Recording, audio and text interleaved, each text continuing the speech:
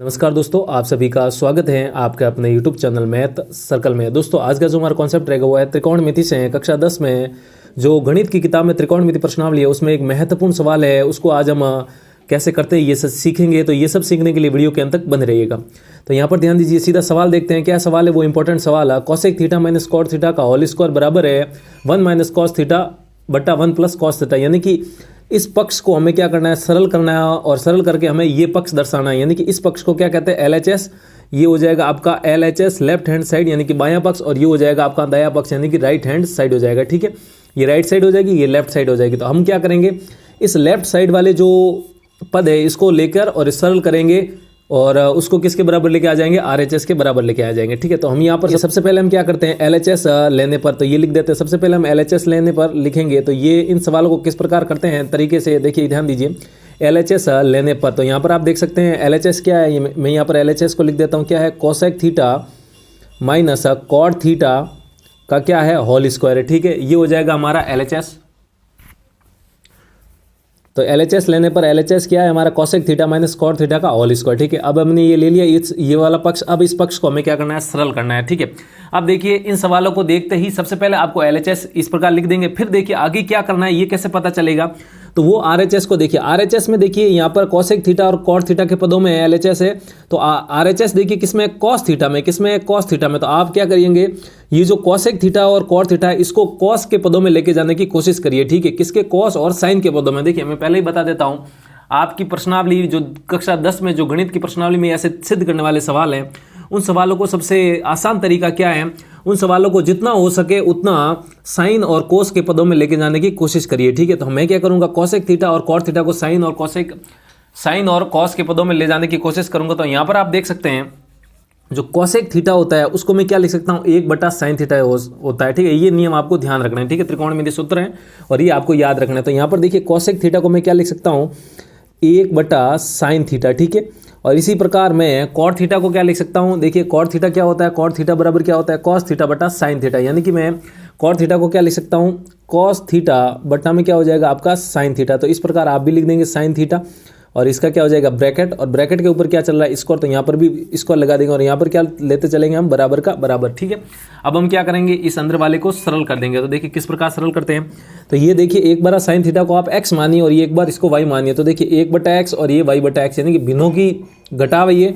तो भिन्नों का घटाव किस प्रकार करते थे, इसी प्रकार इसको भी करेंगे। यानी कि भिन्नों को की जोड़ बाकी कैसे करते थे, हरोकाल एलसीएम लेंगे। तो यहाँ पर आप देखिए साइन थीटा और साइन थीटा दोनों में हर समान है, और हर समान होता है तो एलसीएम में क्या होता है, वही हर आ जाता है। तो यहाँ पर हर क्या आ जाएगा आपका, एलसीएम के रूप में साइन थीटा आ जाएगा। क्या आ जाएगा, साइन थीटा। ठीक है, अब साइन हर का भाग लगाते तो इसी प्रकार साइन थीटा का भाग साइन थीटा में सेम संख्या का भाग सेम संख्या में एक बार, और एक, और ऊपर वाले अंश में क्या एक। तो इस एक को एक के साथ गुणा करेंगे तो कितना आ जाएगा, 1 माइनस साइन थीटा का भाग साइन थीटा में कितनी बार जाएगा, एक बार, और इस एक को ऊपर कॉस थीटा से गुणा करेंगे तो कितना आ जाएगा, कॉस थीटा। ठीक है, बराबर लगा देंगे, और पूरे के ऊपर क्या चल रहा है आपका, स्क्वायर चल रहा है। क्या चल रहा है, स्क्वायर। ठीक है, अब हम क्या करेंगे, इस स्क्वायर को एक बार ऊपर दे देंगे और एक बार नीचे दे देंगे। तो देखिए मैं आपको ज्ञान के लिए बता दूं, देखिए जो घातांक नियम होता है वो घातांक नियम क्या होता है, यहाँ पर देखिए ये घातांक नियम होता है। वो घातांक नियम क्या होता है, देखिए हमेशा याद रखिएगा A/B होता है, और मान लीजिए इसके ऊपर पावर क्या लगी हुई है, m लगी है। ठीक है, तो ये जो पावर है ये m के ऊपर भी, a के ऊपर भी लग जाती है, मतलब अंश में भी लग जाती है, और ये घात है b जो ये हर में भी लग जाती है। ठीक है, ये घातांक नियम होता है, ये आपको ध्यान रखना है। ठीक है, यहाँ पर b 0 के बराबर नहीं हो सकता, यानी कि हर कभी 0 नहीं होता है। ठीक है, A/B की होल पावर m होती है, a के ऊपर m लग जाती है, b के ऊपर m लग जाता है, मतलब घात। ठीक है, तो यहाँ पर आप देख सकते हैं a की जगह क्या आया, 1 माइनस कॉस थीटा, और इसके ऊपर घात पूरे के ऊपर 2 है। तो यहाँ पर क्या हो जाएगा, देखिए 1 माइनस कॉस थीटा, इसके ऊपर भी क्या लग जाएगी, ये घात 2, और हर में क्या है, यहाँ पर देख सकते हैं आप साइन थीटा है, तो ये साइन थीटा के ऊपर भी लग जाएगी आपकी घात 2। ठीक है, अब इसको सरल करेंगे तो ध्यान दीजिए इसको सरल किस प्रकार करते हैं। ध्यान दीजिए क्या है, 1 माइनस कॉस थीटा का होल स्क्वायर है। ठीक है, और 1 माइनस कॉस थीटा का होल स्क्वायर का इसका मतलब क्या होता है, देखिए घातांक नियम होता है। वो घातांक नियम क्या होता है, यहाँ पर आप देख सकते हैं ए की पावर अगर m लगी रहती है, देखिए a को क्या कहते हैं, आधार कहते हैं, और इस m को क्या कहते हैं, घात कहते हैं। इसका मतलब होता है आधार को कितनी बार गुणा करना है, जितनी घात लगी उतनी बार। तो यहाँ पर आप देख सकते हैं यदि a की घात 3 है तो इसका अपने आप में मतलब क्या हो जाएगा, a को कितनी बार गुणा करना है, 3 बार। ठीक है, तो इसका मतलब क्या, 1 माइनस कॉस थीटा पूरे की पावर 2 है, और इस ब्रैकेट में ये पूरा आधार है, और आधार के पावर 2 है। तो इसका मतलब क्या, इन आधार को आपस में कितनी बार गुणा करना है, 2 बार, यानी कि 1 माइनस कॉस थीटा, और इसी को आपस में गुणा करवाना है किससे, वापस 1 माइनस कॉस थीटा से। ठीक है, गुणा करवा देंगे। अब क्या करेंगे, देखिए पूरे के भाग में ये क्या चल रहा है आपका साइन थीटा का होल स्क्वायर। इसका मतलब क्या होता है, साइन स्क्वायर थीटा हो जाएगा। क्या हो जाएगा? साइन स्क्वायर थीटा हो जाएगा। ठीक है, कहता हूँ ताकि आपको समझ आ जाए, बार बार नीचे देखने की जरूरत नहीं पड़ेगी। देखिए 1 माइनस कॉस थीटा और ऊपर वापस क्या है 1 माइनस कॉस थीटा, ये दोनों आपस में गुणा हो रहे हैं और इनके बट्टा में क्या चल रहा है आपका साइन स्क्वायर थीटा। क्या चल रहा है? Sine square theta. ठीक है, देखिए एक सर्वसमीका होती है, वो सर्वसमीका इसमें प्रयोग हो जाएगी। तो यहाँ पर सर्वसमीका क्या होती है याद रखिएगा, ये आपकी किताब में भी है और आपको याद भी रखनी है। Sine square theta plus cos square theta बराबर कितना होता है? 1 होता है। ठीक है, कितना होता है? 1 होता है। देखिए अब मेरे ये दिमाग में सर्वसमीका कैसे आई, क्योंकि मैं जानता हूं कि जो RHS में हमें जो सिद्ध करना है वो सब क्या है? कॉस के पदों में, साइन यहाँ पर है ही नहीं, तो हमें साइन को यहाँ पर रिप्लेस करना पड़ेगा। देखिए ये साइन ये रहा, ऊपर कॉस, कॉस तो आ गया लेकिन नीचे क्या है? साइन, तो इसको रिप्लेस करना पड़ेगा। तो इसको रिप्लेस करने के लिए साइन और कॉस में आपको संबंध ढूंढना है और वो संबंध क्या होता है? ये सर्वसमीका होती है कि sine square theta plus cos square theta बराबर कितना होता है? 1 होता है। ठीक है, अब हमें रिप्लेस किसको करना है? साइन स्क्वायर थीटा को। तो यहाँ से साइन स्क्वायर थीटा का मान निकाल दीजिए। देखिए ये हो जाएगा साइन स्क्वायर थीटा और ये प्लस का कॉस स्क्वायर थीटा इधर उधर जाते ही बराबर के, तो क्या हो जाएगा? 1 माइनस आपका हो जाएगा कॉस स्क्वायर थीटा। तो इसका मतलब साइन स्क्वायर थीटा की जगह आप क्या लिख सकते हैं? 1 माइनस कॉस स्क्वायर थीटा। तो देखिए इसमें मैं यही करूंगा, तो ऊपर लिख देंगे 1 माइनस कॉस थीटा और गुणा में क्या है 1 माइनस वापस ये का ये कॉस थीटा और बट्टा में क्या आ जाएगा? यहाँ पर देख सकते हैं आप साइन स्क्वायर थीटा की जगह मैंने क्या लिख दिया? 1 माइनस कॉस स्क्वायर थीटा। ठीक है, अब ये इतना हो जाएगा। अब देखिए क्या करना है, अब यहाँ पर वापस RHS को ध्यान से देखिए, क्या है RHS में?